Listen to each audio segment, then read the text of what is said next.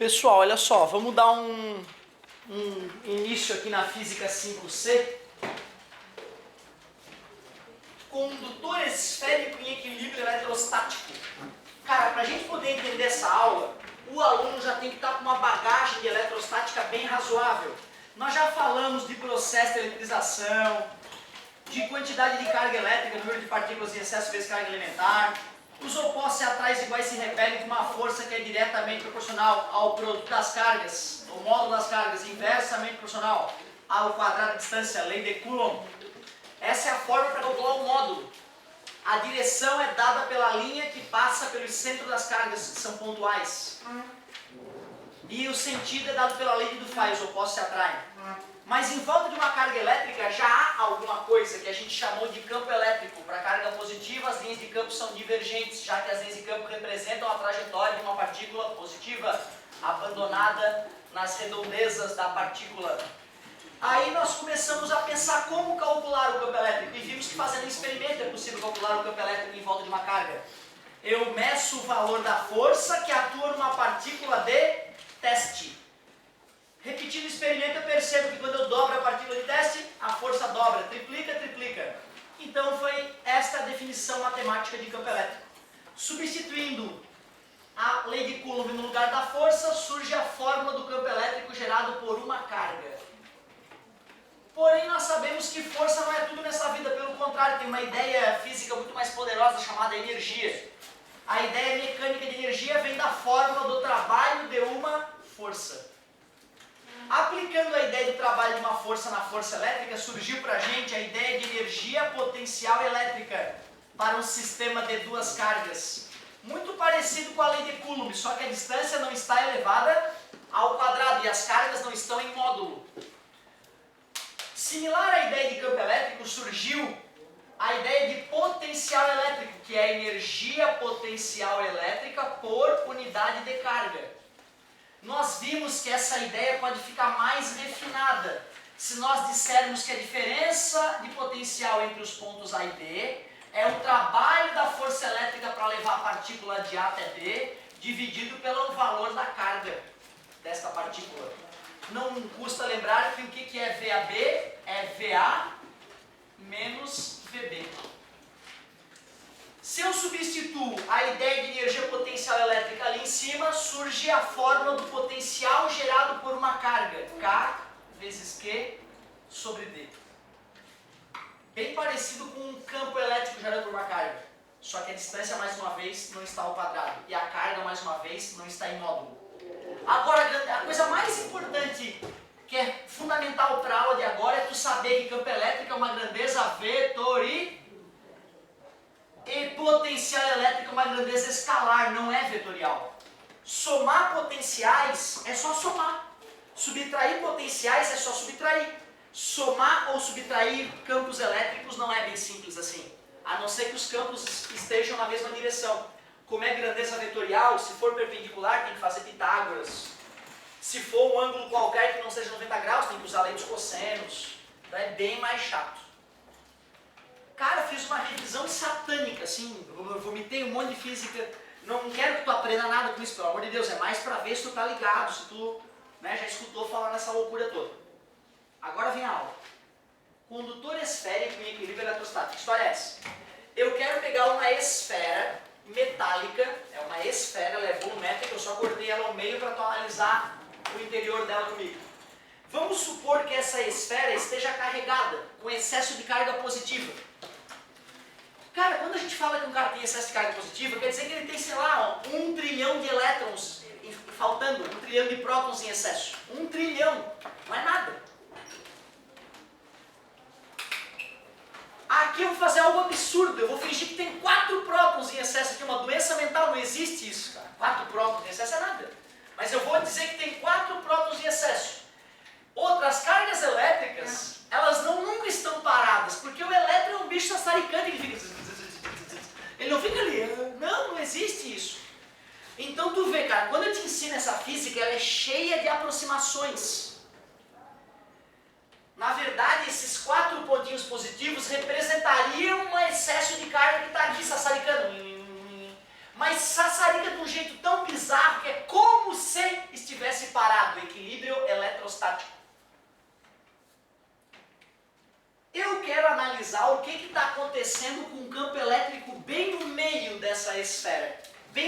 centro dela.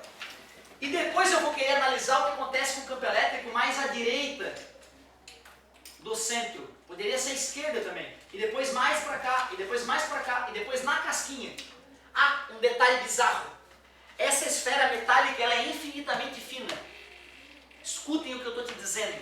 Essa esfera metálica ela tem uma espessura infinitesimal. Menor que um átomo. Não existe, né, professor? Claro que não. Esferas, todas as esferas metálicas têm espessuras, 1 milímetro, 1 centímetro, blindadas, 5 centímetros, inox. Ou seja, esta coisa que eu estou te ensinando na prática não existe. Depois eu vou te mostrar onde é que mora o absurdo dessa análise. Exceto pelo fato de a casca dessa esfera metálica condutora ser infinitamente fina, todo o resto é honesto. Para que a gente documente o resultado obtido, eu vou fazer um gráfico. Eu vou fazer um gráfico do campo elétrico versus distância. Distância até o centro. Então, na verdade, eu vou chamar de posição zero o centro da esfera. Que é aquele ponto ali, a origem. Então, distância até o centro. Vamos lá. Esse próton em excesso ele gera um campo elétrico, certo? Que ali no centro aponta para a direita, já que o campo elétrico para cargas positivas é divergente, que nós acabamos de revisar aqui no cantinho. Só que esse próton tem a mesma carga desse, né? E está a mesma distância. Se tem a mesma carga e está a mesma distância, então o valor do campo elétrico é o... Só que o vetor tem sentido oposto. Esse campo elétrico é daquele cara ali. Ah, esse aqui é o próton 1, gerou o campo elétrico 1. Esse aqui é o próton 2, gerou o campo elétrico 2. Esse aqui é o próton 3, gerou o campo elétrico 3. Esse aqui é o próton 4, gerou o campo elétrico 4. Soma esses 4 vetores, dá quanto? Dá 0. Então tu vê, quando a distância até o centro é 0, o campo elétrico é 0. O mais curioso, meus amigos, é que mesmo que eu me afaste do centro uma certa distância, tipo aqui assim, eu sei que o campo elétrico gerado pelo próton 1 vai diminuir, porque eu me distanciei daquela carga. E eu sei que os campos elétricos gerados por 3 e 4 vão se manter praticamente iguais, porém, o ângulo desses campos elétricos foi alterado. Esse é o E3. Esse é o E4. Vocês devem concordar que pela simetria do problema, se eu fosse decompor o E4 no eixo Y e o E3 no eixo Y, essas componentes do eixo Y iam se cancelar. Mas a componente X ia se somar com o E1, né? Dando um campo elétrico forte para a direita, certo? Porém, a carga 2, eu fiquei mais próxima dela, né? Então, o campo elétrico gerado por essa carga 2 tem que ser maior. E adivinha o que vai acontecer quando eu somar esses vetores todos? Continua dando 0. E enquanto eu vou me mexendo cada vez mais próximo da casca infinitamente fina, eu percebo que esse vetor aumenta, porque eu estou me aproximando da carga 2, mas esse ângulo também diminui. Então a soma desses vetores também aumenta na mesma proporção. E o campo elétrico continua dando 0. Cara, que loucura! Não importa onde eu vá fazer análise aqui dentro dessa esfera. Se eu faço o desenho dos vetores, tu vê, né? Qual é a aproximação idiota que está tendo aqui por enquanto? Além da casca ser infinitamente fina, as poucas cargas, né? Eu analisei só 4 e deveria estar analisando 4 milhões de prótons. Mesmo analisando só 4, dá para perceber que a posição entre os vetores vai fazer com que dentro da esfera o campo elétrico seja nulo. Porém, algo estranho há de acontecer. Eu vou chamar aqui de R. R de quê? Raio. Raio porque a distância do centro até a casca a gente chama de R. Nós analisamos todo o interior da esfera e o campo elétrico estava dando quanto? 0. Por isso que eu fiz o gráfico bem no eixo, que seria o nosso eixo X. Porém, quando eu vou fazer análise na casca infinitamente fina, olhem o que vai acontecer. Se eu fosse analisar o campo elétrico a uma distância R, ou seja, na própria casca, eu perceberia que esse vetor vai gerar um campo elétrico para lá, o E3. Essa partícula vai gerar um campo elétrico para lá, o E4.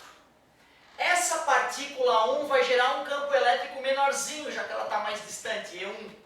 E essa partícula 4 também vai gerar um campo elétrico menorzinho, o E4. Eu te pergunto, esses 4 vetores somados podem dar zero? Não. Mostra que quando eu encosto na casca da esfera infinitamente fina, ali já não faz sentido dizer que o campo elétrico é zero. Portanto, vai ter um certo valor quando eu atingir a distância R. Tu vê, ó, é bolinha aberta e bolinha fechada. Tu acredita que na física bolinha aberta e bolinha fechada podem aparecer? Aquela ideia que parecia lunática, né? Na matemática, embora muito importante, na física nós estamos usando aquilo. Mas outra coisa bizarra ainda tem para acontecer. Quando eu desencosto da casca da esfera, quando eu vou analisar então um pouco afastado, infinitamente, é um afastamento infinitesimal, eu estou quase encostando, eu só afastei um pouco mais para vocês visualizarem, tá, meus queridos? Quando eu for analisar o que está acontecendo nessa nova situação, eu percebo que esses campos elétricos, que antes estavam quase se anulando, tá vendo, por estarem alinhados, agora já estão formando um ângulo menor entre eles.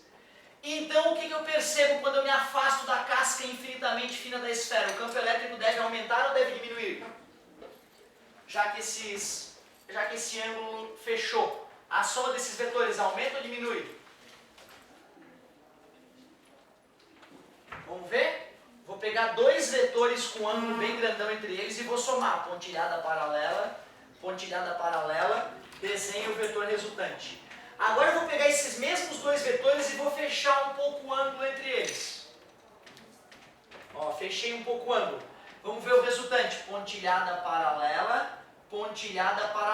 O que aconteceu com o vetor resultante, pessoal? Aumentou ou diminuiu quando eu fecho o ângulo entre os vetores? Aumentou, né? Portanto, é esperado que quando eu me afasto um pouquinho da casca, o campo elétrico aumente. É esperado que ele aumente. E sabe o quanto que ele aumenta? Ele dobra. Se tinha dado o valor x, ele passa a ter o valor 2x quando eu desencosto da casca. Estranho pra caramba isso. Muito estranho. Quando eu estou distante da casca, da esfera condutora carregada, aí o campo elétrico começa a cair com o quadrado da distância, porque aí agora eu comecei a me afastar de todas as cargas ao mesmo tempo. E aí é natural então que a gente enxergue o gráfico caindo drasticamente. Cara, eu vou te jurar, quando eu estava no teu lugar, aliás, né, no terceirão o professor desenhou esse gráfico aí, eu sempre fui um rei do chato, eu contei isso pra você. Por isso que eu aprendi física, eu era muito chato. Eu não ficava aí com a bunda na cadeira com dúvida. Eu pergunto, estou pagando o cara para me tirar dúvida, eu levantava a mão. Professor, está me dizendo que se eu pego um medidor de campo elétrico, vem aqui, 0, 0, 0, 0, eu até acreditei, professor. Aí tu encostou na casca, deu um valor, x. Aí lá por fora da esfera, tu desencostou o medidor e o valor no visor dobrou. Falei para ele, olha, respeito muito o senhor, mas eu não acredito nisso. Me desculpa, eu não acredito que isso aconteça. Deus não pode ser assim. Deus não é doente dessa maneira. Aquele salto quântico ali, aquilo ali para mim não fazia o menor sentido. Porém, algum tempo depois eu estava dando a aula que ele estava dando naquele dia. E tentei convencer os meus alunos em função do ângulo. Desencostei da esfera, o ângulo mudou e tentei empurrar um pouco abaixo. Mas eu nunca fui satisfeito com um pouco de física que eu aprendi na física, lá na física da engenharia mecânica. E aí fiz vestibular para física, comecei a fazer física, chegou o dia da faculdade do cara me mostrar como é que é isso na verdade. Aí eu, quero ver essa bobagem. Fiquei até com raiva de não ter percebido. Existe esfera com a casca infinitamente fina? Não. Então, se tu for estudar na prática do laboratório uma esfera condutora carregada, ela tem que ter uma certa Claro, é uma espessura, ela tem uma espessura. As cargas elétricas em excesso ficam na parte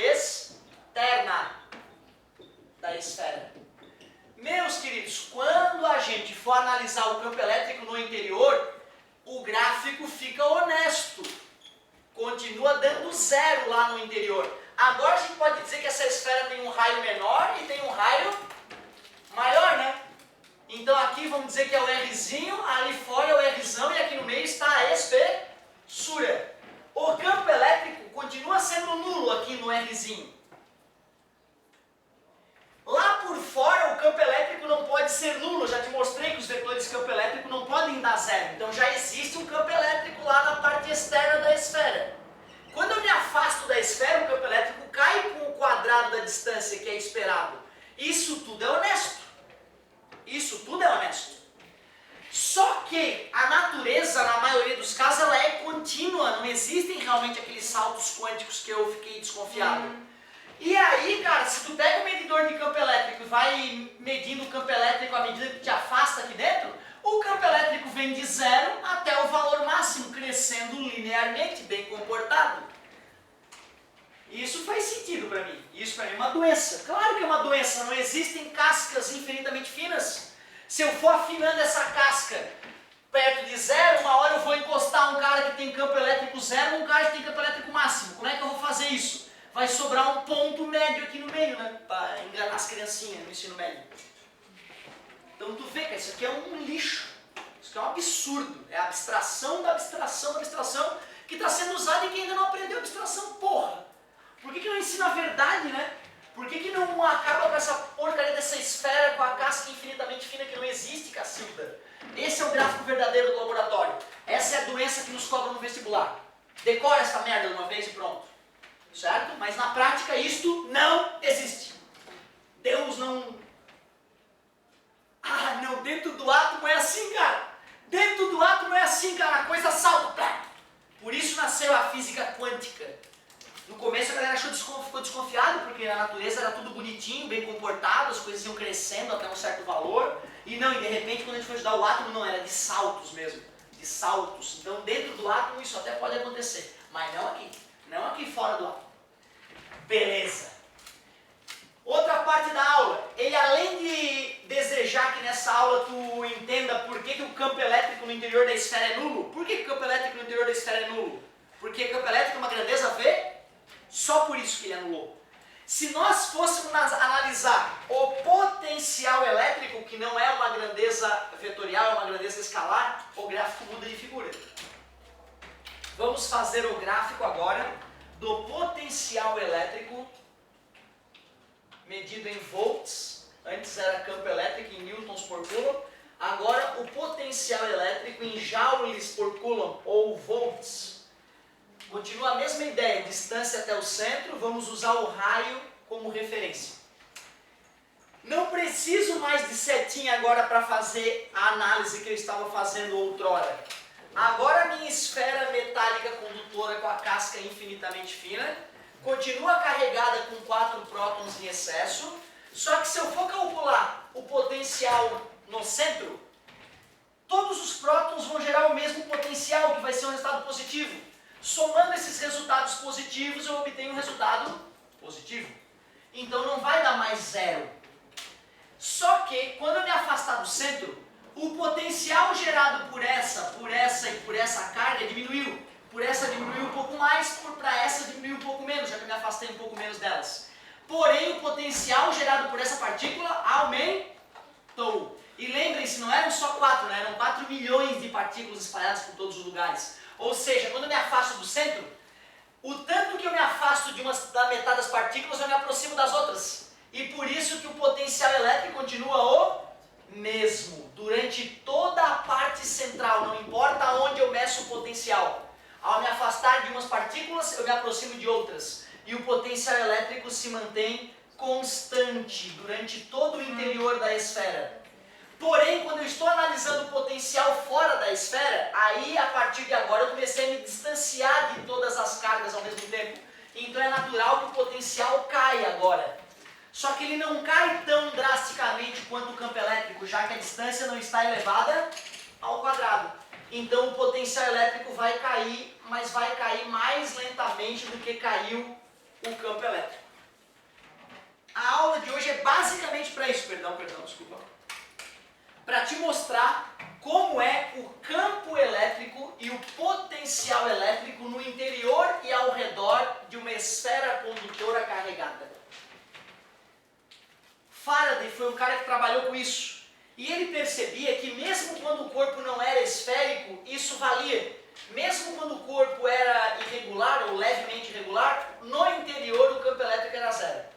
Aqui nas beirinhas, nas partezinhas mais pontudinhas, não. Mas de maneira geral o campo elétrico era zero.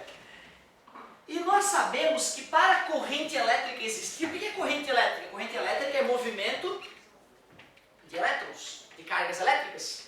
Para que uma carga elétrica parada começar a se deslocar, para um corpo parado entrar em movimento tem que existir força. Para que uma carga elétrica receba força é necessário que exista um campo elétrico. Se não houver campo elétrico, não faz sentido em falar em corrente elétrica. Ah, mas sei lá, vamos pensar no supercondutor, né? Supercondutor é um material onde a gente joga corrente elétrica e a corrente elétrica se estabelece e continua lá por inércia, porque não existe resistência ao movimento dos elétrons. Isso existe, esse fenômeno.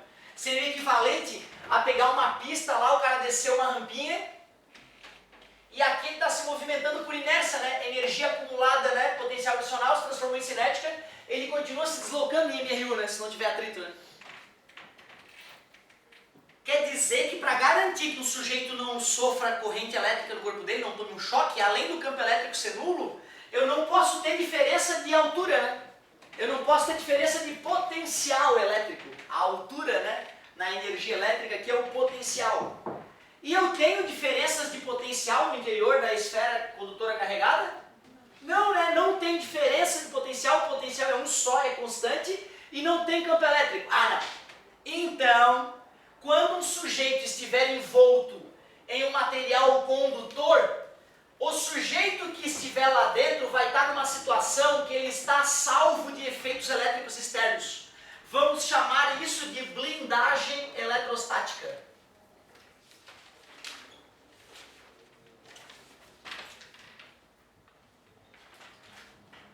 Blindagem eletrostática. Quando o Faraday anunciou essa ideia para o mundo, a galera, tá bom, Faraday, sim, claro. Não foi bem recebido. Para ele mostrar que a ideia dele era poderosa e funcionava, ele construiu uma gaiola onde ele próprio entrou. Gaiola essa que estava conectada a um para-raio. E em um dia de tempestade ele foi lá para dentro. E muitas pessoas presenciaram raios caindo no para-raio conectado à gaiola. Muitas pessoas viram o Faraday saindo são e salvo da gaiola metálica. E hoje nós podemos falar dos carros, dos aviões, dos laboratórios onde tem máquinas que fabricam raios artificiais e onde isso é testado diariamente. Como o jovem tem dificuldade de aceitar essa ideia, eu criei uma ideia mais absurda ainda. Imaginem vocês um carro sem estofamento, apenas a lataria, um carro de ferro velho, não tem estofado, só o metal exposto. Vocês estão pelados e molhados, sim, nus. E um dia tu tá molhado, pelado e de repente raios começam a cair. E tu olha o carro ali, meu Deus, não tem saída, vou acreditar no surfista. Tu entra no carro, você está pelado e molhado, agarrado na estrutura metálica do carro por dentro. Tua pele encosta no metal e raios começam a cair. Mais raio, 1 milhão de volts, em cima do carro naquele que tu tá encostado. Não acontece nada contigo, isso é difícil de acreditar. Se tu não acredita, tarefinha. YouTube, Mythbusters. E aí tu vai ver aquele bigodudo lá do Mythbusters, né? Ele pega uma pistola d'água, o programa naquele dia era fazer uma pistola elétrica de água. Tu ganha dinheiro e começa a gastar dinheiro com coisas que te divertem, né? Então, eles não conseguiam fazer a água conduzir, né? A água conduzir a eletricidade. Foram uma máquina artificial de raio, que gera lá raios de 1000 volts, pegaram uma pistola de água, aí o bigodudo entrou lá na máquina e deu uma jateada de água lá de dentro dessa máquina de fabricar raio. Quando a água foi sair, claro, né, o raio resolveu percorrer a água, que é melhor condutora do que o ar, que é um bom isolante elétrico, certo? E aí ele fez então uma pistola de água de 1 milhão de volts lá, para cair no bonequinho, né, no Buster, que é aquele bonequinho que eles destroem durante o programa. E tu vê, o bigodudo lá, ele ficou todo molhado. Ele estava dentro de uma máquina que estava liberando raio a centímetros da mão dele. Ele estava envolto numa gaiola de aço. Ou seja, né, o fabricante daquela máquina de raio sabia que o experimentador teria que estar envolto numa gaiola de Faraday para não morrer durante os experimentos. E para quem curte rock, tem uma banda, né, que toca toda envolta em armaduras metálicas, tomando raio na cabeça. Tem uma máquina de umas bobinas de Tesla em volta da banda, e os caras lá estão tocando, enquanto isso vem raio, aí cai em cima do cara. O cara tá vestido com uma armadura, ele tá suado, cara, fazendo show de rock, e o metal tá encostando na pele dele, e raios de 100 mil volts caem na cabeça dos quatro né, ocupantes da banda lá, e o som, inclusive, se modifica quando o raio tá caindo. Então é uma doença mental o som dos caras. E ele fala, às vezes dá uma cosquinha na pele, né? Mas tu vê que realmente não vai ser eletrocutado, é fato. O Boni nesses dias no Jornal Nacional disse que era por causa do pneu do carro, cara. Aí ele se desculpou, né, no outro dia. Eu só vi ele se desculpando outro dia, não tenho tempo, infelizmente, de assistir o jornal, né? Por mais desconfiança que nos cause. Meus queridos, então tu vê, né, cara? Essa ideia é uma ideia simples que eu preciso que vocês entendam. Gaiola de Faraday e blindagem eletrostática. O nome justo, né? Gaiola de Faraday. Outra coisa que vale a pena comentar nessa aula é a história do poder das pontas. Objetos pontiagudos. Quando eu tenho uma região pontiaguda num objeto, se eu tenho cargas elétricas espalhadas pela superfície desse objeto, vamos usar agora cargas negativas para variar o cardápio. Nós sabemos que na superfície essas cargas tendem a ficar praticamente igualmente espaçadas na superfície. Só que, se eu for abraçar esse corpo com uma certa área, com uma certa superfíciezinha, eu percebo que fazendo um certo círculo em qualquer ponto do objeto, eu abraço sempre o mesmo número de cargas, exceto na ponta. Na ponta, no mesmo volume, eu tenho mais cargas elétricas, porque eu tenho mais superfície ali naquela região pontiaguda em menos volume. Isso causa uma concentração de carga que faz com que o campo elétrico naquela região pontiaguda seja maior que o campo elétrico em outras regiões. Portanto, se esse objeto continuar recebendo carga, por onde é que ele vai disparar as cargas? Pela região de maior campo elétrico. Então é aqui que romperia a rigidez dielétrica do ar e o raio seria disparado. A este fato de nas regiões pontiagudas o campo elétrico ser maior e a carga ou descarga elétrica ocorrer por ali, a gente chama de poder das pontas.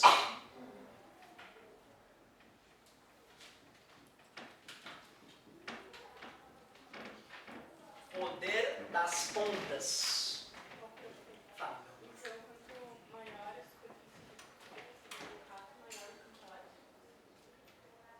Quanto maior a quantidade de cargas na superfície. Porque assim, eu posso ter um corpo com uma superfície pequena e um corpo com uma superfície grande. Se eu jogar a mesma carga aqui e aqui vai ter um campo elétrico maior. Então a superfície menor, nesse caso, concentraria as cargas elétricas. Porém, nesse corpo aqui, as cargas tendem a se afastar a mesma distância uma da outra. Mas se eu tenho uma região pontiaguda, tu vai ver que eu tenho mais superfície em menos volume do que numa região plana. Por isso que naquela regiãozinha, naquele volume, vai ter uma concentração de carga maior. Certo? Então o que a gente tem que tomar cuidado é com regiões pontiagudas, basicamente. Né? Por isso que o para-raio é pontiagudo. Por isso que o contato metálico de um multímetro são pontiagudos. Por isso que a pilha tem aquela regiãozinha dobradinha mais pontiaguda para facilitar a transmissão de carga elétrica. Tu disse que dentro da partícula campo elétrico é nulo, né? Mas não, para haver trabalho das cargas, precisa ter o campo elétrico ou não? Porque tipo, quando ele está numa superfície que potencial, o campo elétrico é o mesmo, né? Sim. Todas as cargas. Daí não há trabalho. Só que dentro da carga ele é nulo. Tem trabalho? Não vai ter trabalho. Não vai ter trabalho porque daqui para cá, trabalho é diferença de potencial multiplicado pela carga. Para levar do ponto A até o ponto B, é diferença de potencial do ponto A até o ponto B multiplicado pela carga. Se eu vou do ponto A até o ponto B, eu sei que o VA e o VB são iguais, porque tem o mesmo potencial, certo? Então o trabalho do ponto A até o ponto B fica VAB, VA menos VB, multiplicado pela carga. Se os potenciais são iguais, VA menos VB dá zero. E aí, como não tem diferença de potencial, não tem trabalho, por isso mesmo não tem como haver energia elétrica sendo aproveitada lá dentro. cuidado, hein? Se tu tiver naquele carro, né, por exemplo, eu posso tomar um choque dentro do meu carro. Não é o fato de o carro ser uma gola de Faraday que eu não posso morrer eletrocutado dentro do carro, cuidado. Eu jamais morrerei de um raio dentro de um carro. Agora, vou aspirar o meu carro no final de semana. Aí eu me molhei, derramei água dentro do carro e no aspirador. E aí vou usar o aspirador molhado e tem lá a rabicha que vem na tomada e entra dentro do carro. Eu posso morrer eletrocutado lá dentro, né, gente? Cuidado com isso. Eu estou falando que cargas elétricas externas não podem atingir a parte de dentro. Não, só, né, não tem a ver com o comentário dela, só estou falando que, né, se a gente for mudar um pouco a situação, pode achar que eu estou falando uma grande bobagem aí para vocês. Cara, dessa aula, deixa eu ver o que faltou comentar. Ele fez o gráfico do campo elétrico, condutor pontiagudo, gola de Faraday. É exatamente isso. É exatamente isso. Certo, galerinha? Falamos até um pouco mais ali de falar da parte impossível ali, né? Muito obrigado pela paciência e pela atenção. Próxima aula a gente avança na física D e fizemos uma aula de dúvidas. Rigidez dielétrica. Eu citei o que era, né? Quando eu comentei aqui, ó, não custa comentar. O que é rigidez? Rigidez dielétrica. Rigidez dielétrica é o quanto o material resiste a campo elétrico antes de se tornar condutor.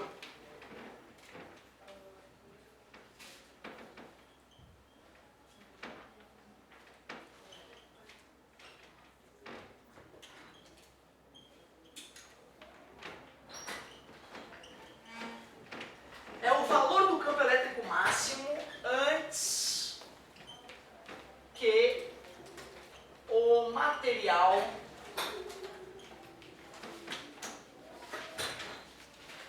se torne condutor. Quando eu falei aqui do poder das pontas, eu disse que se esse cara continuar sendo recarregado, uma hora vai haver uma descarga elétrica pela ponta, né? Essa descarga só vai ocorrer quando eu vencer a rigidez dielétrica do ar, ou seja, o valor do campo elétrico que faz com que o próprio ar seja condutor. Toda vez que um raio cai, é porque eu ultrapassei a rigidez dielétrica do ar. Não precisa ser do ar, pode ser borracha. Então, por que o pneu do carro não protege o cara do raio? Porque o raio, ele foi gerado por uma DDP, uma diferença potencial muito superior àquela necessária para romper a rigidez dielétrica. Ou seja, quando um carro é atingido por um raio, o raio entra pelo capô e já sai pelo pneu. Porque atuou um campo elétrico no pneu maior do que aquele que ele resistiria. Certo? Muito boa colocação, muito obrigado. Rigidez dielétrica. Daqui a pouco estamos juntos, meus queridos.